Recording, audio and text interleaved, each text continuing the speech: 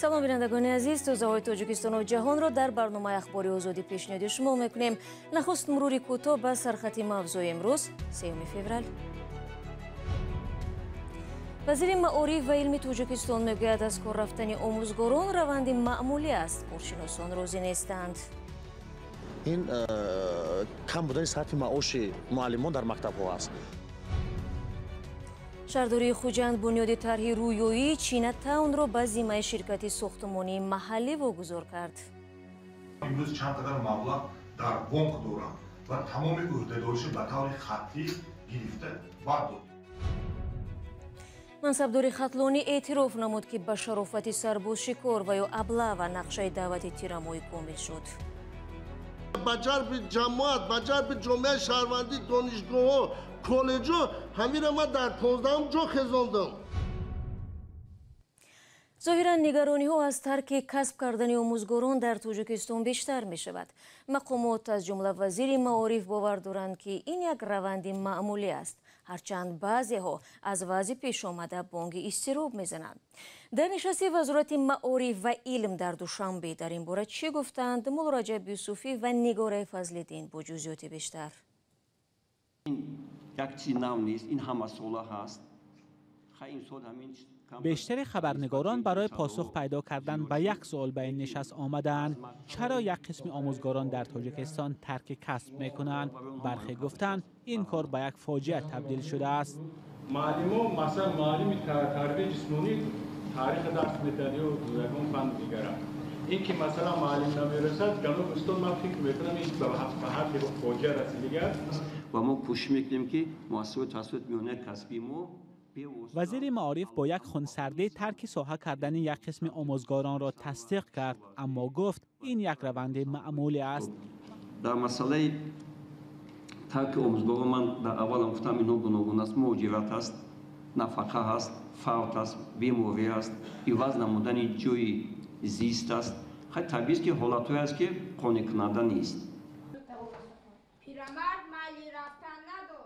طبق آمار رسمی، فعلا مکتب‌های تاجیکستان به 1124 آموزگار احتیاج دارند. این آمار همه ساله کم و زیاد می شود، هرچند سالانه تا 16,000 نفر رشته‌های آموزگاری مکاتب عالی را ختم می‌کنند، اما با وجود این کمبودی آموزگار در کشور کم نمی شود. دلیل اصلی از تاجیکستان رفتن آموزگارا این کم بودن سطح معاش معلمان در مکتب‌ها است.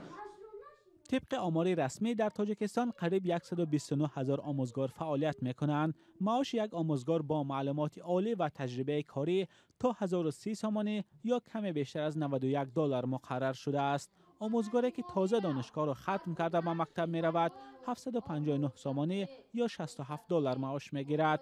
از ماه ینور امسال این مبلغ 20% زیاد شد.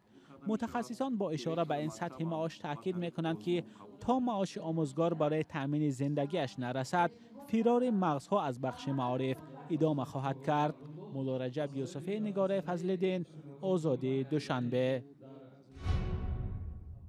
барномаро бо мавзӯи дигар пай мегирем. дар ҳоле ки омбудсмани тоҷик аз беҳбудии вазири оилаи ҳуқуқи инсон дар Тоҷикистон хабар медиҳад, бархи созмонҳои байналмилалӣ ва коршиносон баръакси онро мегӯянд. рӯзи 3 феврал умед бобозода, раиси идораи ваколатдор оид ба ҳуқуқи инсон гуфт онҳо нигарониҳо аз вазъи ҳуқуқи башарро дар кишвар пайгирӣ мекунанд ва ба ҳар дархости сокинон дар робита ба ин масъала посух мегардонанд.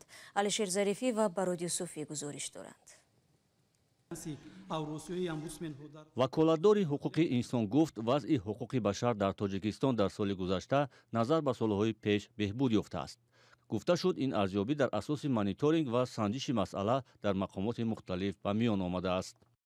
соли 2021 бо мақсади муайян намудани вазъи риояи ҳуқуқи инсон дар мақомоти муассисаҳои давлатӣ, муассисаҳои пӯшида ва қисман пӯшида, тавқифгоҳҳои тафтишотӣ, тавқифгоҳҳои нигоҳдошти муваққатӣ, қисмҳои ҳарбӣ, муассисаҳои таҳсилоти миёнаи умумӣ, муассисаҳои томактабӣ, мактаби интернату ва дигар сохторҳо аз ҷониби роҳбарият ва кормандони мақомот дар маҷмӯъ 33 мониторинг, 27 санҷиш, 10 боздиду ташриф гузаронида шуданд. ваколатдори ҳуқуқи инсон гуфт, дар соли гузашта ба ин ниҳод 1951 шикоят ворид шуда, бархе аз онҳо мусбат ҳал шуданд. ин дар ҳоле ки созмони дидбони ҳуқуқи башар ё Human Rights Watch дар гузориши солонаи худ гуфт вазъи ҳуқуқи инсон дар Тоҷикистон назар ба соли гузашта бадтар шудааст. дидбон мегӯяд шароити бади зиндон ва шиканҷа дар он давом дорад ва зиндонҳои Тоҷикистон ҳамчунон пуриздиҳом ҳастанд ва зиндониён маъмулан дучори бадрафторӣ мешаванд. чунин арзёбиро ваколатдор оид ба ҳуқуқи инсон бепоя хонд.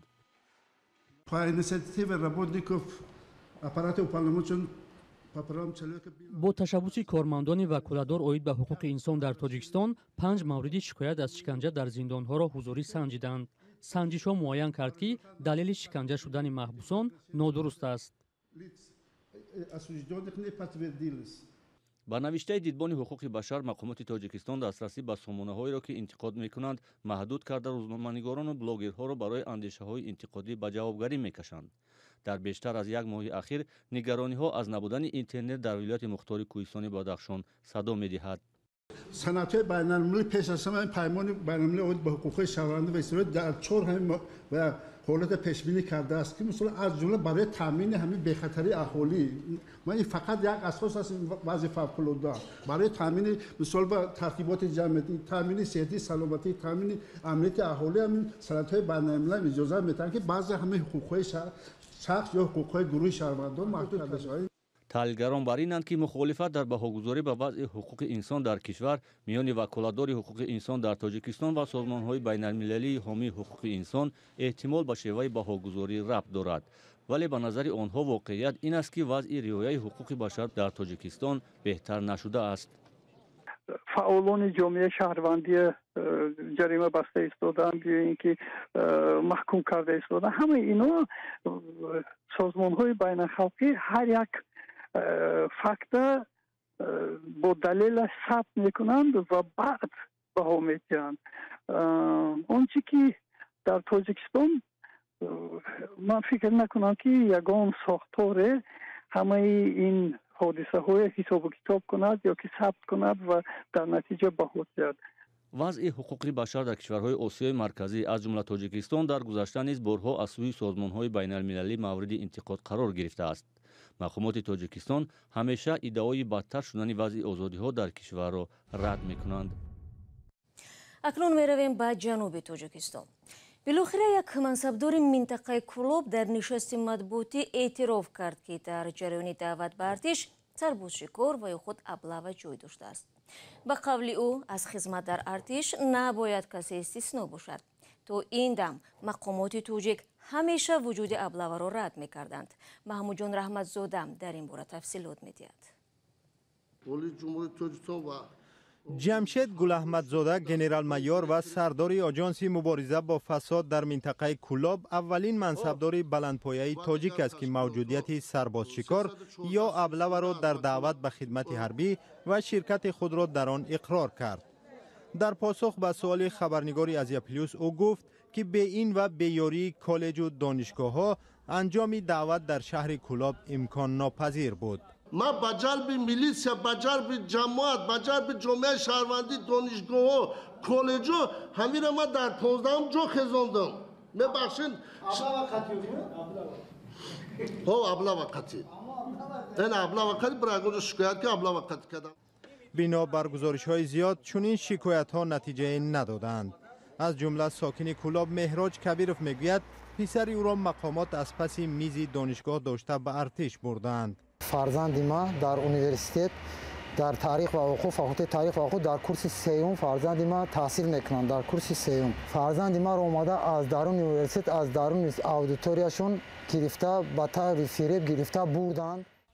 سرداری آژانس مبارزه با فساد در منطقه کلاب گزارش خبرنگاران را درباره چنین بازداشت‌ها یا ربودن‌ها سیاه‌کنی نامید. حتی سیاه هم کردن در چیز امنیتی بچه یک تا عسکری بردنی بودن تا کجا را نوشتن که چه بچه ژورنالیست باید بچه روزنامه‌نگار باید دعوت نشود. عهده‌داری حربی برای همه شهروند جمهوری تاجیکستان حتمی است. سخن از دعوت مجبوری پسری بیماری احمد ابراهیم سردبیر نشریه پایک می رود که باعث شکایت از فشار سردار میلیسای منطقه و کارمندان او شده است. خود سردبیر شکار فرزندش را به مقاله تنقیدی درباره کودکستان ها ربط می دهد. شکایت‌ها از موسم تیرماهی سربازشکار در تاجیکستان زیاد بودند ولی مقامات همیشه آنها را رد می‌کردند. جمشید گل احمدزاده موجودیت آن را در نشست خبری تصدیق کرد.